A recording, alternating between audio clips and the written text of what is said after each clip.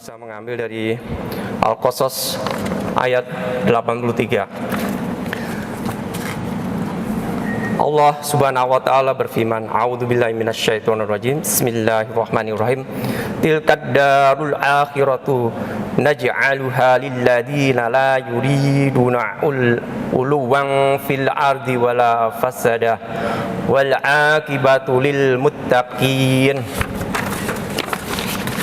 Di dalam terjemahannya sebagai berikut, negeri akhirat itu kami jadikan bagi orang-orang yang tidak menyombongkan diri dan tidak berbuat kerusakan di bumi, dan kesudahan yang baik itu bagi orang-orang yang bertakwa. Dan di sini Allah Subhanahu wa taala memberitahukan bahwa alam akhirat dengan segala nikmat yang abadi, yang tidak akan sirna dan musnah, hanya akan diberi kepada hamba-hambanya yang beriman, yang tidak ingin menyombongkan diri terhadap makhluk Allah yang lainnya, merasa besar dan lebih unggul dari mereka, dan tidak pula berbuat kerusakan di tengah-tengah mereka. Mereka itulah orang-orang yang Allah sudah tanamkan kemuliaan pada diri mereka dengan tangannya sendiri, dan telah Dia sediakan surga Firdaus, berbagai hal yang belum pernah dilihat oleh mata, didengar oleh telinga, tidak juga terdetik dalam hati manusia itu sendiri. Dan di firman lain Allah juga berfirman di dalam potongan surah tersebut di Al-Isra ayat 37, yaitu Bismillahirrahmanirrahim, wala tamshi fil ardi maraha. Orang yang sombong akan memperlihatkan kesombongannya pada waktu berjalan, yakni dia bergajah angkuh dalam melangkah. Karena itu dia berhak mendapatkan murka Allah Subhanahu wa taala. Sebagaimana yang disabdakan Rasulullah sallallahu alaihi wasallam dalam hadis sahih yang dinukilkan oleh Imam Al-Bukhari dalam Al-Adab Al-Mufrad dan kitab-kitab lainnya.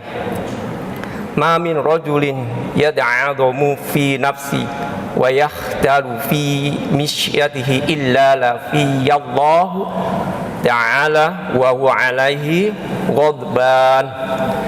Tidaklah seorang merasa besar pada diri sendiri dan sombong dalam langkahnya, melainkan dia akan menemui Allah Subhanahu wa taala sedang dia dalam keadaan murka kepadanya. Atas dasar apakah dia menyombongkan diri, padahal dia tidak akan mungkin mampu membelah bumi dan mengungguli gunung. Maka dia menyebutkan kelemahan seraya mengingatkan kelebihan dua makhluk ciptaannya, yang jika dibandingkan pasti lebih lemah dan hina. Dari beberapa hadis yang dirujukan di sini dari nomor 612 sampai 620. Jadi saya hanya ambil yang di beberapa hadis nomor yang pertama di nomor hadis 612, yaitu dari Abdullah bin Mas'ud radhiyallahu anhu, wa an Abdillah ibni Mas'ud radhiyallahu anhu anni Nabi sallallahu alaihi wasallam qala la yadkhulul jannata man kana fi qablihi misqalu zarratin min kibar. Faqala rajulun inna rajula yuhibbu an yakuna saubuhu hasana wa na'luhu hasana. Inna Allaha jamilun yuhibbul jamalal kibaru batarul haqqi wa ghamtun nas. Nabi sallallahu alaihi wasallam bahwa beliau bersabda, tidak akan masuk surga orang yang di dalam hatinya masih terdapat kesombongan sebesar biji sawit. Lantas ada seseorang yang bertanya, sesungguhnya ada orang yang ingin bajunya bagus dan sandalnya pun bagus. Maka beliau menanggapinya, sesungguhnya Allah itu indah dan menyukai keindahan. Kesombongan itu menolak kebenaran dan merendahkan orang lain. Dari hadis Muslim. Dari kandungan hadis tersebut ada dijelaskan ada 4 poin. Yang pertama yaitu tanda dan atau substansi tawadu hamba ada pada kedudukannya kepada kekuasaan zat yang maha benar dan kepatuhannya kepada kekuasaannya, maka itu dia tidak melawan kekuasaannya, tetapi mengakui kekuasaan al-haq dengan ketundukannya atasnya, merasa hina dan patuh terhadapnya, dan rela masuk dalam sistem ketaatan kepadanya, yang saat itu al-haq akan memperlakukannya layaknya perlakuan majikan atas budak. Sebab sombong itu berarti menolak kebenaran disebabkan ingkar, angkuh, dan sombong. Maka tawaduk berarti ketundukan pada kebenaran dan keberpihakan kepadanya.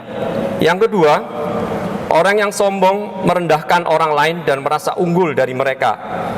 Cukuplah sikap itu sebagai keburukan.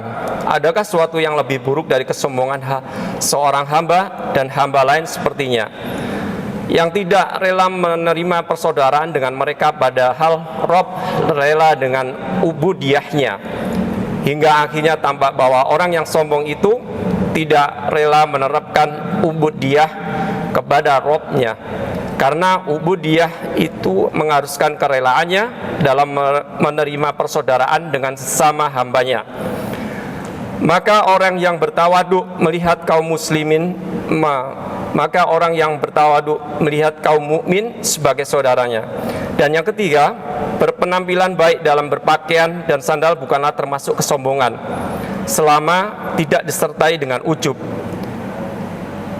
pada diri sendiri yang dapat menjadikan kesombongannya. Imam Al-Bukhari telah meriwayatkan sabda Rasulullah SAW sebagai berikut: barang siapa menyeret pakaiannya karena sombong, maka Allah tidak akan melihatnya kelak pada hari kiamat.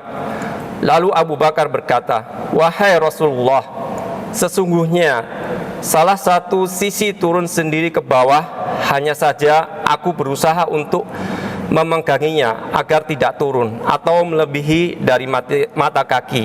Maka beliau bersabda, engkau tidak termasuk orang yang melakukan itu karena sombong. Maksudnya ialah panjangnya bajumu itu bukan dari hasil perbuatanmu sendiri. Dari sini diketahui bahwa pemanjangan baju di bawah mata kaki termasuk khulaya, menyombongkan diri. Maka karenanya dia berhak mendapat siksaan di dunia dan di akhirat. Dan yang keempat, sombong termasuk dosa besar dan pelakunya berhak mendapat azab Allah di dunia dan di akhirat.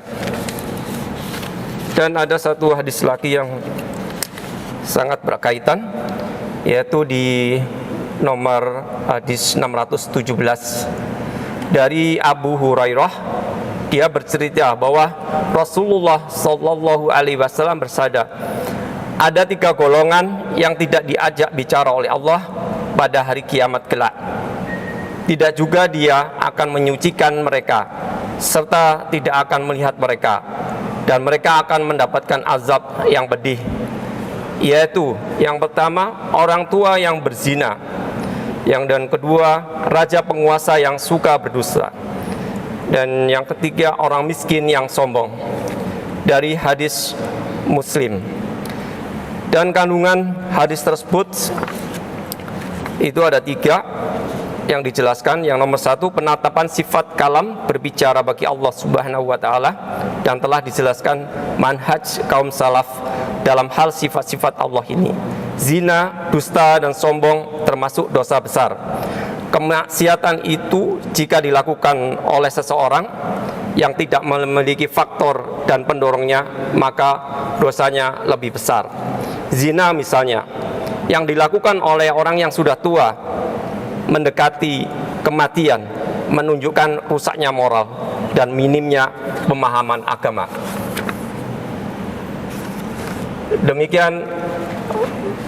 Demikian dari pembacaan hadis dari Syarah Riyadhus Shalihin. Semoga bermanfaat bagi jamaah. Demikian pembacaan ini, dan akhir kalam saya tutup dengan doa kafaratul majelis. Subhanakallahumma wa bihamdika asyhadu an la ilaha illa anta astaghfiruka wa atubu ilaik. Assalamualaikum warahmatullahi wabarakatuh.